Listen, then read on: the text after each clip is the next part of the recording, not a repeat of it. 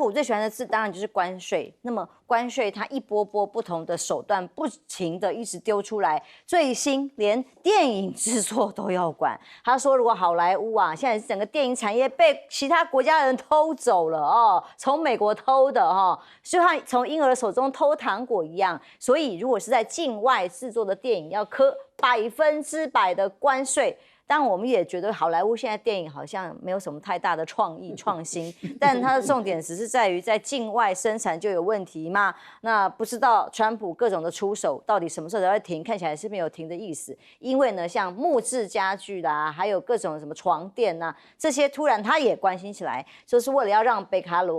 罗来纳州的这个家具产业再次伟大哈。所以呢，要把生意抢回来，因为这些生产呢都被大陆给抢走了，将对于任何不在美国生产的家具征收高关税10%到25%不等哦。那大陆呢就是打打停停，互相双方谈谈啊，现在属于又要打一下再谈一下的状态吗？持续要打的叫做拒买牌。暂停采购美国重大的，包括大豆，本来已经要买了，现在看起来又停了哦。大豆还有很重要的牛肉，现在全部都停了。美国今年前7个月对于中国的农产品出口总额年减53%，非常的高。贸易战之下，大陆不买的美国牛跟大豆之后，澳洲卖翻了哈，澳洲牛出头天哈，所以整个出口的月额每个月是大概1.4亿，7月飙升到了2.2亿，到了8月呢是2.26，哇，直接增加了60%。整个澳洲对中国的出口增加了3.13亿美元。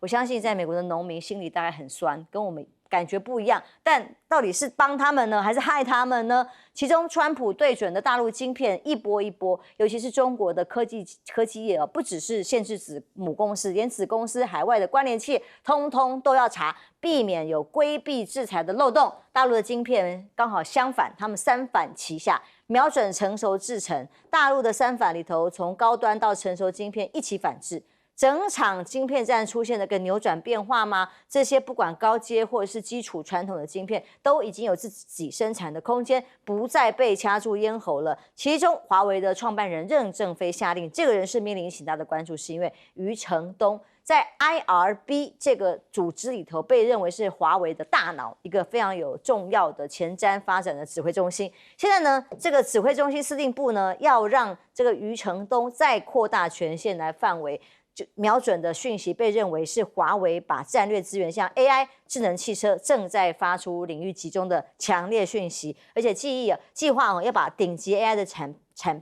晶片产量要翻倍，让辉达原本这个想要两边押宝嘛，结果现在显然在中国大陆不太吃香了哦，被各种的管制底下，华为计划生产的这个2026生产的60万颗旗舰升腾910C 的晶片，是不是就可以完全的取代辉达呢？在中国大陆的地位会不会因此不保？外界正在观察。而人才，刚刚前一题也提到了一些，川普呢对于黄仁勋之间的关系，关于人才这个用法，意见恐怕不一样。黄仁勋最近走的跟川普很近，但看起来好像有点在天子身边总是很危险。突然黄仁勋说跟中国竞争可以，但不必对大陆的人过于严苛啊。他还点名说，美国的对中鹰派摧毁外国学生追寻美国梦的管道，那以为是荣誉勋章吗？在这个鹰派身上，事实上得到的是耻辱勋章，一点也不爱国，甚至会妨碍美国的竞争力吗？结果川普的大将这个首席策略长还巴农就强力炮轰他。中共同路人好熟，说黄仁勋是中共影响力的代言人，绝不应该允许他进入白宫，今天就应该被逮捕了吗？哎呀，大陆的慈禧人才其实刚好反向的走。川普把这个 H1 的高科技人才用很高的金额限制他们进去，但是大陆则是新推出 K 字签证，这是什么？对于非常有竞争力的这样科技相关的人才呢，用 K 字签证把这些离开美国被推走的人才到大陆去。戴老师，好莱坞的影片一直往下降，最主要是因为创意不多了，真的呀，因为都是老的东西一直在不断的炒什么动漫的漫威的那个不断的一系列，到最后大家都觉得看腻了，那么永远就是那么一套。这是我们影迷共同的心声吧？对，我觉得是普遍性的。那我们也看到 Netflix 它这种很特殊的一个影业公司，从网络电视起家的，你看它在台湾拍了一些片子，在韩国拍的一些片，在很多地方拍的片子都很成功。那请问一下，那到底是算美国的影片，还是算台湾，还是算韩国的影片？所以我觉得这个川普到目前为止，他所谓的影片的进口出口的问题啊，这个坦白说，他目前也还是搞不清楚，因为这个影片这个东西最后是一个数据盒，这个数据盒不一定是我要带一个实体的东西进入你美国，我可以透过传输进入美国。那到底你说它是在美国制造的，还是在于海外制造的？而且我们都知道，电影产业更是全世界大分工，有些虚拟棚或是有些动画可能是在澳大利亚那边制作的，我们台湾也有很多人才在澳大利亚也在那边做啊，都是跨国的公司，大家都分工嘛。就是一个电影，好的电影出来之后，你会发现它涉及好多个国家、好多的公司，大家分工，然后做出来，然后最后集成。我觉得这个川普这个可能要弄清楚，这个什么叫做美国电影或者非美国电影啊？这个第一部分，第二部分就是，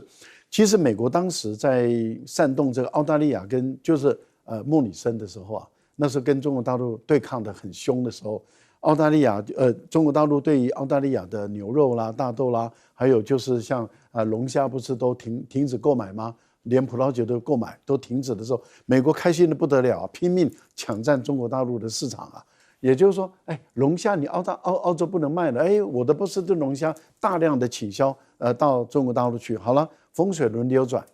现在中国大陆停止对于美国那个下订单了，然后我们就看到。那个订单跑到巴西，跑到阿根廷，现在美国人恨死阿根廷了，说我前段时间才帮你忙，你怎么马上就抢走我的订单？现在澳大利亚也拼命的在抢美国人的订单，所以我觉得对于美国的农民来讲，他们是重灾户。那现在川普他一筹莫展，急得跳脚，因为这些农民他们已经很明白的直接跟川普说，都是你的错，因为你打关税战。造成我们今天我们的东西都卖不出去。好，任正非本身的这个 AI 晶片，其实我觉得黄仁勋是半导体的专家中的专家啊，他很清楚啊，他知道一个晶片一出来就会接受各种仪器的测试，他那个数据都是科学的。第一个，第二个，马上会送到各个公司，他们在做运用，看好不好用，接着。看你的良率，你的成本多少？结果华为的进展的速度超出黄仁勋的想象外，太快了。他现在可以目标在60万颗，接着目标在明年到后年要到150万颗，这一下子整个都铺货铺上来，这代表什么？代表大陆解决了良率的问题，良率越高，它的成本就越低，利润就越大。代表它解决了良率问题、生产量问题都解决了，这才几个礼拜啊，才几个月不到啊，所以对黄仁勋来讲着急了嘛，因为他等于是失去了整个中国大陆市场，被华为，那华为被养大了，华为养大，现在连光刻机都已经可以不用 SMO 了，那你想想看 ，SMO 也跳脚了，紧张了，因为订单没了，那这个情形下，美国的封锁很明显的。已经是彻底失败。大中老师看到川普的政策一波又一波，就是说要把美国再次伟大起来，关税磕啊磕，真的可以让美国伟大吗？因为这是他一个很重要的一个理念啊。我觉得看到他用字遣词，大家应该很熟悉。他现在讲是说美国的电影业好莱坞又被别人偷走了，好像是婴儿手中的糖被抢走。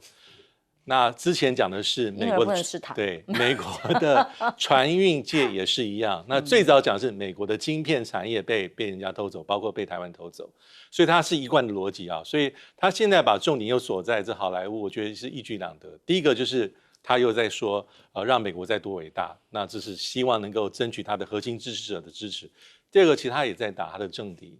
加州州长纽森，因为我们知道。过去一直好莱坞的重镇在加州因为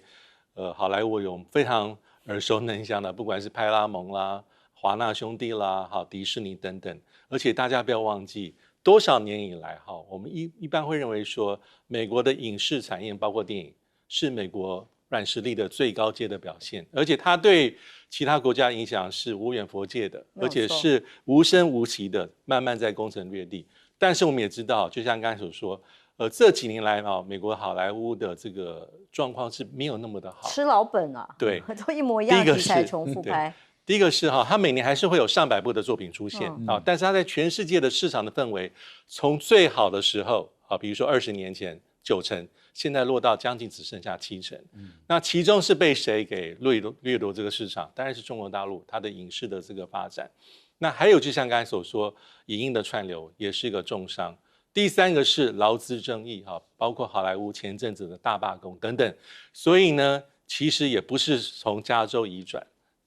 包括美国本土的很多都市纽约啦包括德州等等，已经是部分的一些电影工作者已经往外转。那还有早就是包括加拿大、温哥华包括英国、爱尔兰包括一些东欧的国家，包括澳洲、纽西兰，其实都已经是好莱坞这个原本好莱坞这个制片的地方往外走。那就像刚才赖老师所说，因为电影这个产业本来就是一个全球分工，它也是个产业链，所以当川普现在锁定说美国境外制作的电影要课100%的课税，其实很多美国的电影人就说要怎么去算，什么叫境外制作，这个标准到底在哪些？而且境外制作那它很多的票房其实就算制片公司的总部其实在美国本土。那当你要对其他的国家要开一些所谓你的惩罚的时候，其实这后面的是非常非常很复杂的因素啦。所以现在川普把他的这个注意力又暂时转到这好莱坞，转到电影工业，我觉得他有背后的算计。第一个是打纽森加州州长，第二个民主党的州长，因为的确目前是民主党的这个比较有可能去挑战川普，不应该挑战下次共和党总统候选人的这个民主党的这个可能的人选之一，所以一举两得至少。地方委员，其实这是关键时刻 ，AI 影响人类未来的发展，但现在美中这种对抗的方式却是相当的相反的一个走向。对啊，而且最重要了，你看一下中美这种斗争这样子下去，而且最主要还是美国出了牌，你一直逼，一直压，一直逼，一直压，一下子就好像摸头，好像握手。然后又背后又下毒手，而且不是背后，是明目张胆的就这样压下去。这种如果你是一般的国家，你可能就觉得说反正美国这么大，我就被他压了。像中国大陆的民族主义这么强盛，这么强硬你要硬压它不是很容易。我就担心说，这两强之间这样斗争会冲击到我们的地位第二，他们两个之间这样斗争，美国一下子拿台湾当筹码，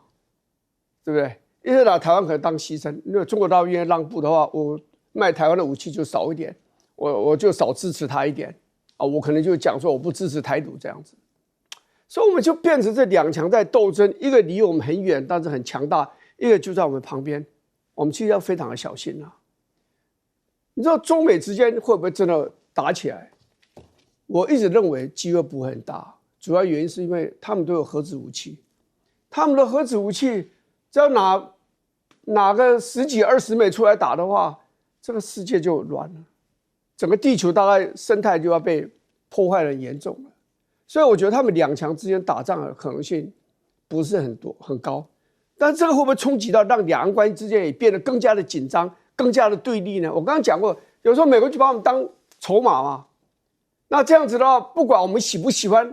我们那种好像刻意要跟中国大陆对立的那个形象就会变得越来越浓。何况我们自己人有时候，我们自己的这个政府有时候还犯错，说了一些没有必要的话。那这种敌意慢慢上来，中国大陆可能觉得我要打压，我要减压，我虽然对抗不了这个美国，我就在台海这个地方，我就来动动我的拳头。那这个地方呢，总比我到更遥远的地方跟你美国对抗要容易得多嘛？如果是这样子的话，两岸之间未来冲突的可能性就会增加很多，这是我一直担心。所以我们现在要小心翼翼。有些人像民进党就觉得说你中国大陆跟美国，你们两个对抗越厉害，对台湾越有利，对台独建国越有利，最好你们两边都打起来。我告诉你，千万不要这样去想对不对？这个明眼在国际政治，现在每个人都晓得，两只大象在和好的时候我们会很倒霉，两只大象在打架的时候我告诉你，我们搞不好更倒霉。所以不是真的打架，而是在斗争的时候，我们夹在中间，我们就一点不好受。至少美国就叫你买武器啊，你要买多一点啊。然后呢，你这个晶片，你这要让步，那要让步。你如果不让步的话，那中国大陆如果打你的时候，我也不理你啊。所以我们是很直接、很大的受害者。千万不要把中美之间的斗争当作是我们的利多，绝对不是利多。美国对于移工正在加大限制措施，连日本最近引进了一些5万名印度的人才到国内，各个国家都有缺工的问题，像台湾也有啊。结果想不到却爆发了反移民的抗争吗？多地的各地都组织了一些规模不同大小的反对移民的游行啊。日本宣布的这个所谓5万名移工引入的政策呢，也引起了非常多不一样的意见。但美军现在今天时间应该在台湾时间的这个他们的白天即将要召开这个大会，就是把全球各地的军事将领统统找回来。到底川普要做什么？这个即将公布的国防战略，在一些外媒的报道里面却蛮忧心的鉴于川普在外交政策上高度个人化，那又常常是互相矛盾的。那这次军事国防战略要谈什么？很多美军高层都认为这个战略计划可能会相对的目光短浅，而且可能不具备实质的意义，失望的情绪正在日益的升温，所以要把美军这些官员招回来要干嘛？是要有一个新的军事政策吗？还是要有一些新的这个做法？大家都在想，不知道发生什么事情。但是在会议之前呢，有一个大家认为叫做神秘事件美军神秘的空中加油机群飞越大西洋去哪了呢？这12架美国空军的这个同温层加油机正在飞往英国的米尔登霍尔皇家空军基地。五角大厦消息人士匿名指出，这次的部署带有不详的意味。川普要做什么事情，大家都很难猜测，而且总有觉得不安心的可能，到底是做什么？因为他又把军人通通招回去，所以很警惕的是，美军在韩国部署的这个是看得到的，就 MQ 无人机，过去曾经到韩国参加演习过，但很少见的是这一次直接在南韩部署，成立了部队，同时呢也有更多的所谓的铁穹防空系统在南韩部署。那么五角大厦目前说被曝光在南韩部署这些美版的铁穹之称的短程防空系统，专家就分析认为，这个都是针对大陆而来，在该地区域发生冲突的时候可以快速的反制。那么，甚至五角大厦也推动飞弹产量倍增，因应未来跟中国的潜在冲突。因为这次的这个国防战略计划，美方看到的被认为恐怕是要把这个战略重心从抗中移回到美国本土，甚至西太平洋。可是同时又在倍增产量，到底是要在因应什么呢？因应本土的可能冲突吗？美国智库甚至预警美国空军已经沦为史上最弱吗？当前的美国空军是这个智库形容的历史上规模最小、机龄最老、战备最差的部队。那整个能力、容量跟战备的状态全面的正在往下走，而且已经构成对美国国家安全的生存性危机。所以这个分析还认为，大陆正在快速的超赶当中。而现在看到大陆的部分解放军的加速超赶福建舰，绝对是一个关键。福建舰的海事超出预期，大陆的学者形容这个美军成为免费陪练也是一个关键，因为一天到晚可能在附近这个巡航啊，互相的对峙啊，反而成为解放军的免费陪练吗？福建舰的弹射，很多军事专家谈起来都非常的觉得哇，快速让他们觉得很惊奇。但到底影响是什么？央视的分析认为呢，整个是在整个航母弹射型的实现多型先进舰载机的电磁弹射是非常重要的关键，甚至标示着福建舰具备电磁弹射跟回收的能力的时候，就为航母战斗提供更长的预警时间，提高拦截率。因此，美中现在的这个不同的差异正在产生。不知道川普今天马上要开会的这个全球的军事将领招回来，到底要做什么就是了。赖老师，一口气把国内外的所有的准将以上的将官全部都召集回来，到这个海军陆战队大学的一个礼堂，坐在那个地方，到底要干嘛？而且呢，已经越来越明显了，说开会的时间就有1个多小时啊，可能也不会超过半天了。那各位想想，劳师动众啊，全世界的海外的基地的军事指挥官，全部都被叫回美国来，是有什么大事发生吗？没有人知道。目前我们看到，不管是从川普到副总统，一直到国防部长，都在轻描淡写例如说，川普说：“我只是要来跟他们讲，我爱你们你们爱我，我们一起为美国加油吧。”然后这个国防部的副部长他说：“我要跟他们讲的是战士精神。”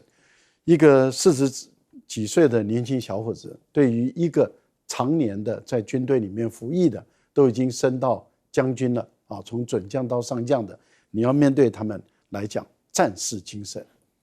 这个对于很多将军来说的话，内心里面不知道是什么滋味，就是说我的职业、我的工作、我的这一生就是奉献给军队，你呢去当这个名嘴、当主持人，结果你一下子变成国防部部长，你要来跟我讲战士精神，我实在是不知道该如何听起来。好，范士又说这有什么大不了的，也不过就是把大家找回来嘛，大家聚一聚见见面。不过其实很多美国的将领都在想，这个赫格塞斯有说过，上将要裁掉20%，少将要裁掉10%那这些人是不是在这一波中不会现场处理吧？对，会不会在这一波中就告诉你说你不用回去了你不用回办公室了，回到家你的办公室的东西都给你收干净了？我们不知道。有人又说他要讨论这个国防战略，新的国防战略报告，可是讨论不可能。为什么？因为1个多小时，800多人，一个人如果分配讲1分钟，就要800分钟呢，800分钟要10几个小时，怎么可能？而且才说召开60几分钟的会议，那不可能的事。所以应该是直接宣布说，我们这个国防战略报告这个会这样做，对，下达命令，我们会根据战略指导来调整海外的驻军跟美国的驻地，然后根据新的驻军驻地跟它的功能角色，我们要把它的编装做调整，有的要缩编，有的要裁编。那么因此有些从原来的上将要调为中将，有的是中将调为少将等等，以此类推，有可能是要做这样的一个宣布，我们不知道。那反正今天就知道谜底了，明天大概新闻就出来了那大家就会了解了。美国现在的空军，因为原本美国一直认为它的空军占有优势，那就是因为它的 F-35。可是现在美国的空军出了问题了，第一个就是 F-35的量产不如他们所预期那样的一个速度，第二个就是 F-35本身的维修率、故障率偏高，所以美国的空军的参谋长自己都承认了，他说我们的 F-35的出勤率就50%，也就是说我一个连队有60架 F-35战机，但是我有30架它一直飞不起来，因为它要维修。那为什么会有这么大的一个这个比例呢？最主要就是因为 F-35太复杂，所以它的维修很困难，需要的时间变成拉长了。第二个，它很贵，那你的预算能不能到，你的零料件能不能到，都不能够完全给它的话，那它的维修时间就变长了，所以它可用的战机就变少了。相对来讲，中国大陆的歼20，各位看到100架、200架、300架这样的一个量产，这个造成了美国空军他们自己在做比较的时候，就发现已经形成反差了。我觉得美国现在唯一还有占有的优势，就是海军的吨位超过中国大陆。我讲吨位，而不是新战舰的数量。好，我们休息一下，马上回来。反应不过。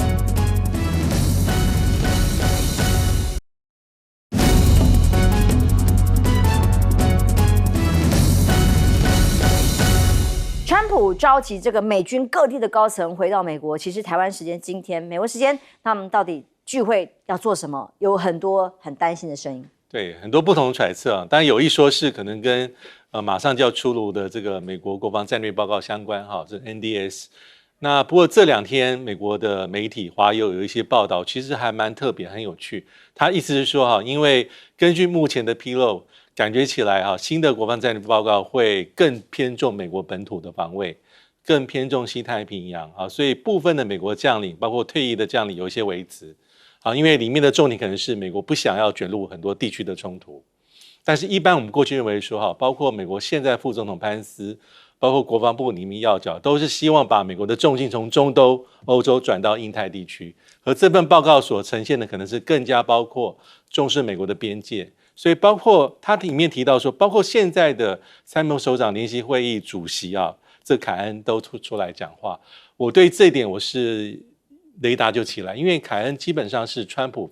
要任命他的。当时大家还有印象吗？他是已经退役的空军3星中将退伍，但因为川普在2018年见过他 1.0 的时候，因为他那时候在伊拉克这位将领，早期是 F-16飞行员，后来变特战部队的指挥官。川普喜欢他，所以排除众议，让他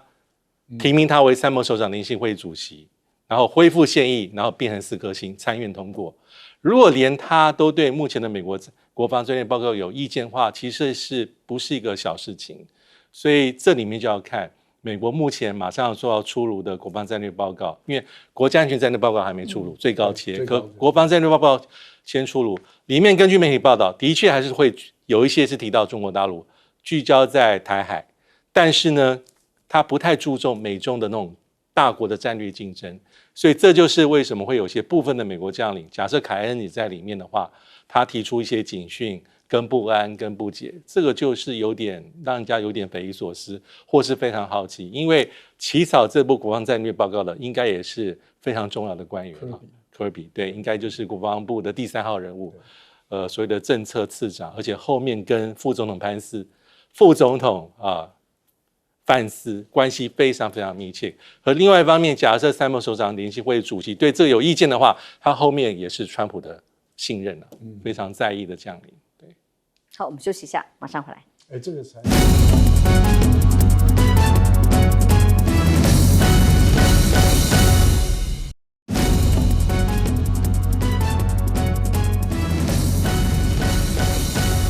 美中在军事上面的各种军力的竞争，现在产生了一些扭转性的变化。当然，最近美军的大动作是川普把人找回来，大家都在看到底要发生什么事了。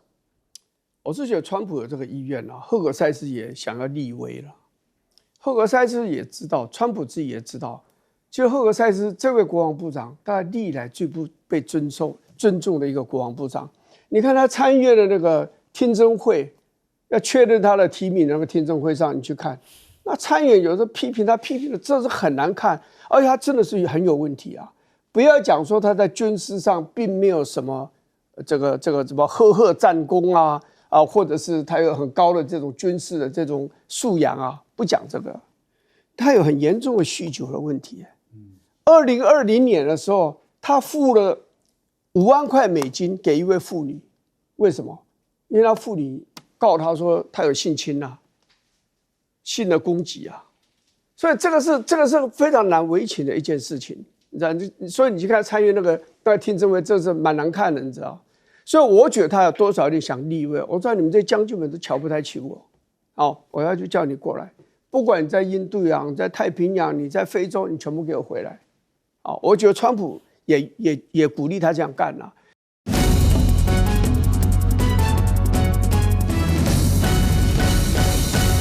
观众平安，欢迎收看 TBS 新闻大白话，我是王浅秋。首先知道这一节加入我们讨论国际国内大白话的来宾，国际战略学者林玉芳委员，大家好；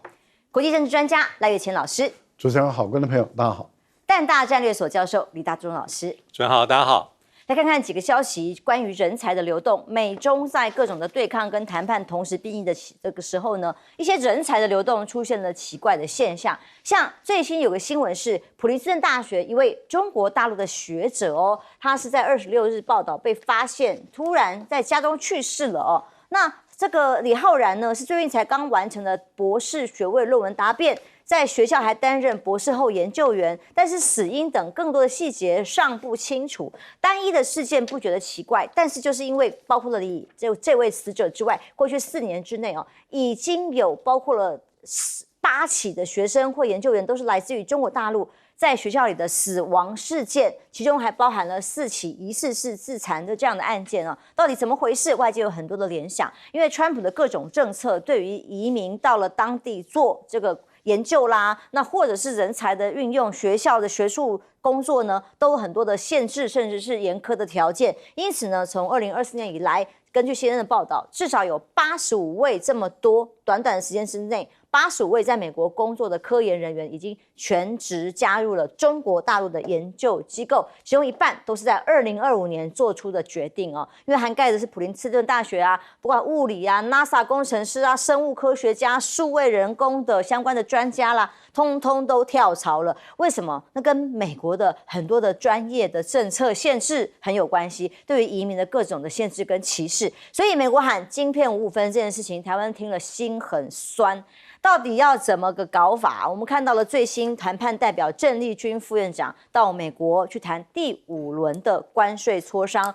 我们持续还是不知道到底谈到哪里了。但是美国商务部长卢特尼克讲出来的话，大家听了真的是心里不知道该怎么办。所谓的55分讲得非常直白，要台湾把这个所谓的晶片生产至少有一半要在美国生产。行政院经贸谈判办公室说，这个是美方说法，不予评论，会审慎以对。总统府也没有回应。今天卓荣泰在立法院是承认了，的确现在正在谈，但是美方要的可是很多啊。最近说这个台湾的大案子马上就要谈下来了，很多啊，台湾的大案子大 big deal， 然后什么一大堆的这个关于晶片的科技，看起来台湾必须剉咧蛋，因为现在是说是不是会并232条款一起处理，232调查结果会如何？我们可不可能以科学园区的模式去美国投资？因为这个投资要达到55分，真的是难啊！因为呢，美国抛细盾这个概念，觉得把这个风险通通放在台湾晶片、台湾生产不放心，所以呢，都是为了川习会暖身。其实跟美国要缴保护费才能保护台湾，川普的论点是一致的哦。尤其川习会马上就要登场，是不是也是给台湾的另外一种施压，也是跟美国的bargain？所以川普希望台湾能够搬半数的晶片供应美国，尤其生产力要在美国，各种的报道都认为不合理。像这个外媒就认为哦，在美国目前生产晶片的，而且是比较传统晶片哦，才1成这样的比例，突然要拉到一半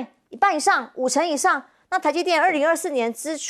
资本支出300亿，好，等于说我们要用5个年度的资本额去支持，去在美国建厂，因为只是初步的初规模的投资，根本不可能，还要把产业链整个拉过去才行。所以外媒认为不合理，别指望。但他如果硬要我们做，我们能怎么办呢？那么喊出55分的这种假狼告稿哦，也传出最新我们国造潜舰，国防预算还是很高啊，我们 GDP 这个赖总统不断保证会到5以上啊。黄珊珊证实了他哥哥哦，在潜舰的这位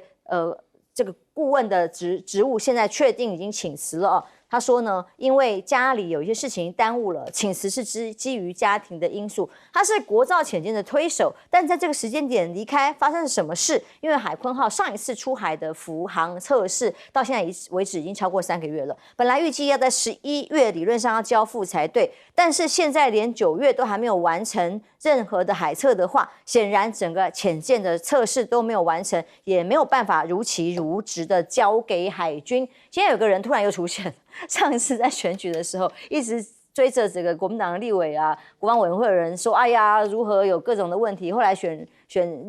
民代也没选上，现在突然出现了。他现在公开的还开了车子到海军门口去抗议，说现在海鲲号出海啊，根本就在做暗测，甚至还要靠无线电对讲机才能下达指令，根本不是完整的战斗系统。他甚至质疑啊，海鲲号的整合管理系统都出状况了，有问题了。那甚至现在本来已经要换成英国自主机，什么都必须要更改设计。先前已经定好的船壳也必须作废哦。郭喜直接扬言，海鲲舰已经玩完了，寿终正寝。海军司令部回应，这是郭喜的个人言论，军方不予评论。还开发财车去海鲲号门口说要帮他送终了哈，还要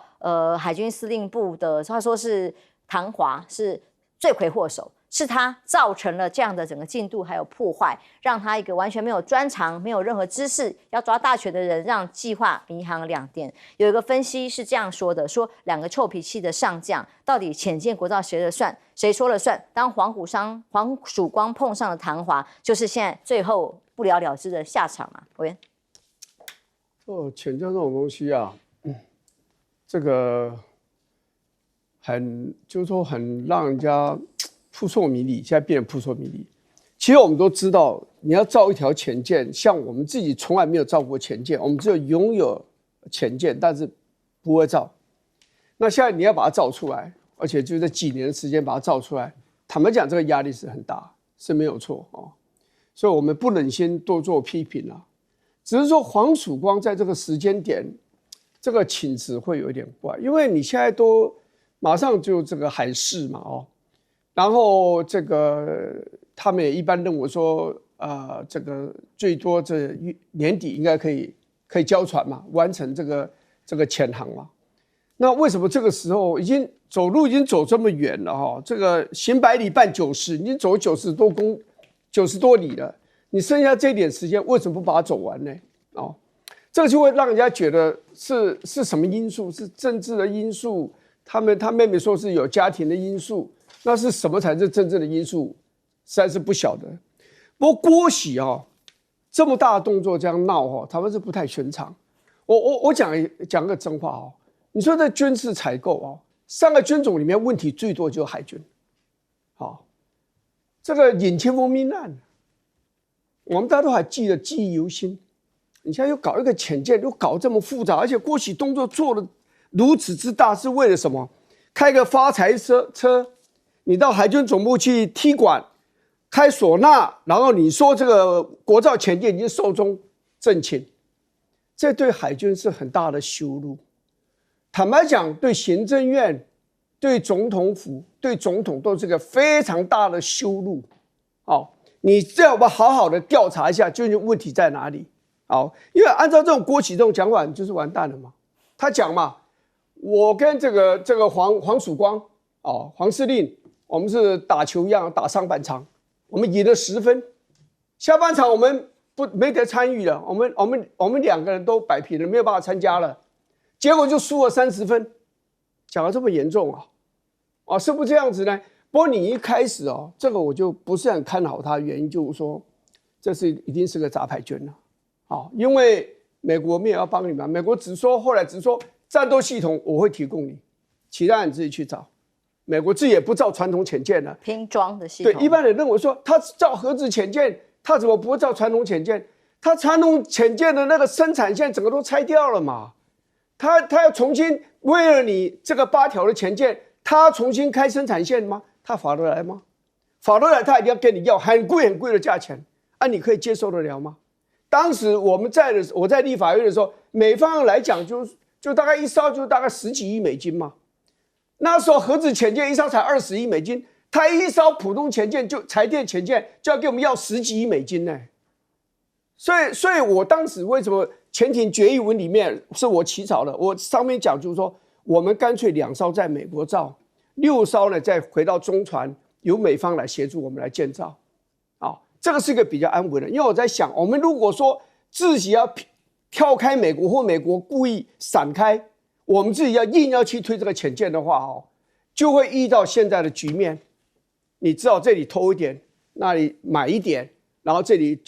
这个跪求一下这样子，你弄到最后就是个联合国，讲联合国还不好，就一个杂牌军。你看郭喜自己讲譬如他讲这个，他讲那个载台。这个 IPMS， 他说呢，这个载台的指挥系统呢，讲印度话，然后呢，装备听得懂的却是美式的英文，所以呢，最后只好说拿着这个对讲机，这样下达命令，不是有系统下达命令，是人在那边讲，然后这样才能够沟通。我不晓得是他讲这是一个比喻，还是真的是讲印度话。那就表示这个不是然后他又讲了这个所谓的主机的问题，讲到瑞典的主机的问题，讲到英国的主机的问题，这个就是真的是杂牌军了。那这样的你要去整合的时候，你就遇到非常多的麻烦，可不可以解决？我认为最终可以解决，只要有钱没有办不了的事。问题是你愿意付出多少的钱出来，对吧？而且付出这样多的钱，究竟这是不是一个好的主意，好的一个计划？所以我是希望就是说立法院赶快成立一个，你没有调查权，但是你有文件调阅权，就成立一个像以前达珍我们就成立一个文件调阅委员会，你立法院不要在那边睡着了，赶快做这个事，监察院我是不太相信他们了，说老实话，因为力有勇嘛。可是你们监察委员如果有良心人出来调查，我觉得也有不可。最重要的，我希望国防部你也不要让海军做，你自己成立一个调查小组，加入民间的学者专家啊，造船的这些专家，然后你们调查一个，好好的去调查一下，然后让国人了解。或者你说一艘潜舰花了500亿，后续你要再造7条。按照郭喜的讲法的话，你一条原先后续大概每一条400亿就可以造出来。他说你现在这个主机要换，从瑞典的换成英国了，所以呢，你到最后呢，你400亿大概完不了，没有办法完工，你可能最后就是500亿啊，可能到500亿，这就是全世界最贵的柴电引擎啊的潜舰啊。是，那老师怎么看？现在我们的谈判代表再度说第5轮即将要进行磋商，但美方讲得很直白，要5-5分整个台积电的生产供应链。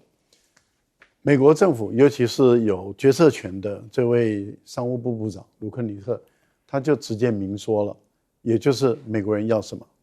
他不是只要1座台积电、7座台积电，他是要台湾整个半导体一半的这个生产能量到美国去，这个就包括了我们的 IC 的制造，也包括了我们的晶片的代工，台积电全部都要过去。也就是说，你至少要拿一半到我这边来。为什么？因为我美国的晶片95%，不管是手机的，或是汽车的，或是其他的 F-35战机的，我所有的晶片几乎都是从你台湾来。那以解放军现在的力量，跟他现在的实力，还有他现在的意图，他本身有意愿又有能力把台湾拿下来。那我们美国已经基本上战略已定了，也就是科比他的国防战略报告书里面已经讲得很明白，美国不能够卷入台海的这场战争，因为美国打不起，打不赢，也不能打，所以我们美国人不能够进来打。那在这样的一个情形下，对于这个鲁特尼特来讲，他就讲得很明白。那我为了我的安全，也为了你台湾的安全，你要给我一半。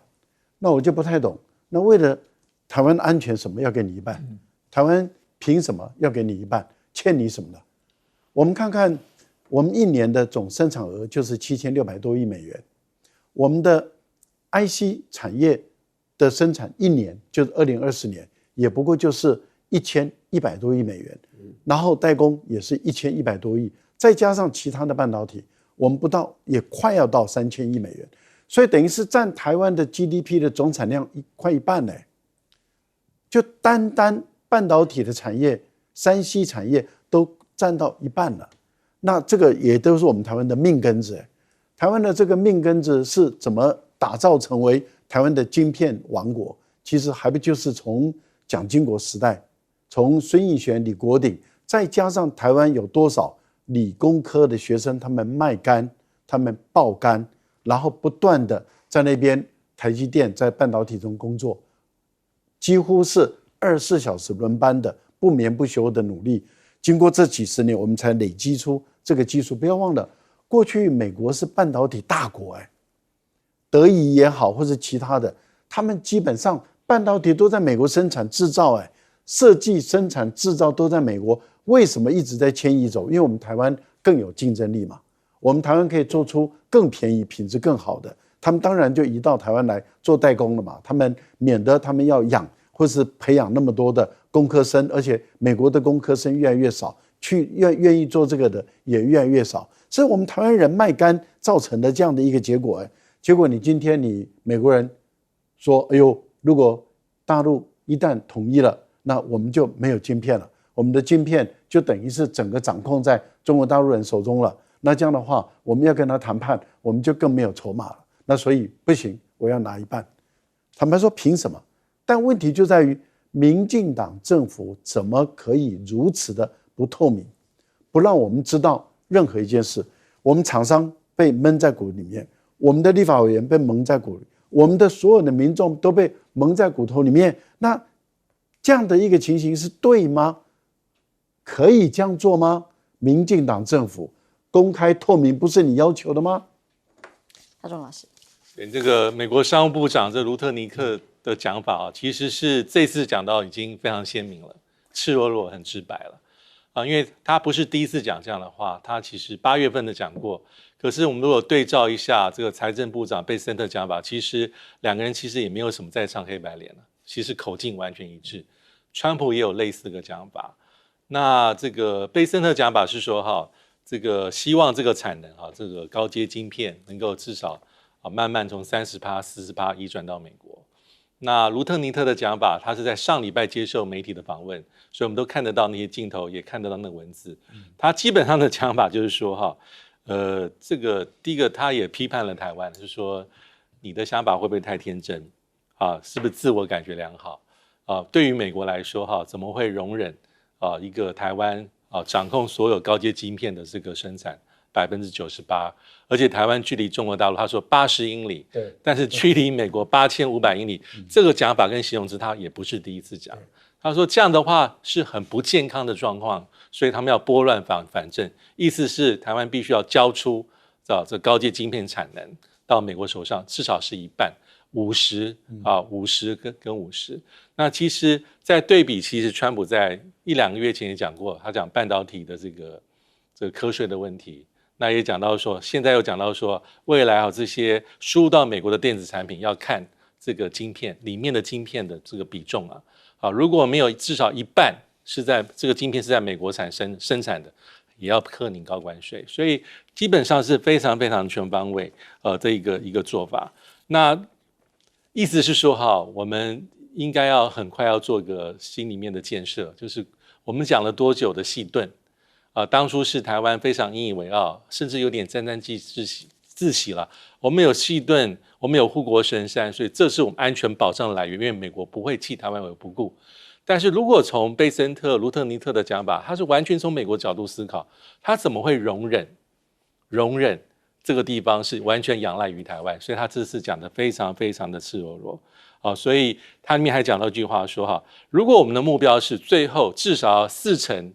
的高阶晶片的产能要在美国本土制造，或是转移到美国的盟国，包括日本跟韩国，这里面呢，我们需要5000亿美金的投资跟花钱，所以这就是他对媒体讲为什么把台湾放进来的原因所以我相信这个郑丽君这一次去，我觉得是面临到多重的考验跟压力有232，因为我们的目标是要让对等关税不叠加，而且要降到15%，但这就是美国要你拿到的5000亿美金的投资，美国不会自己花钱，一定是要算在台湾的身上。所以我觉得现在来讲，我们应该是谈判面临到最后的关键关头了。最后的结果，我觉得真的是不能太乐观。第5次的对话就在美国，马上就可以看到结果。贝森特、卢特尼特已经预告了。我们真的是只能产业一起惊心动魄的等结果嘛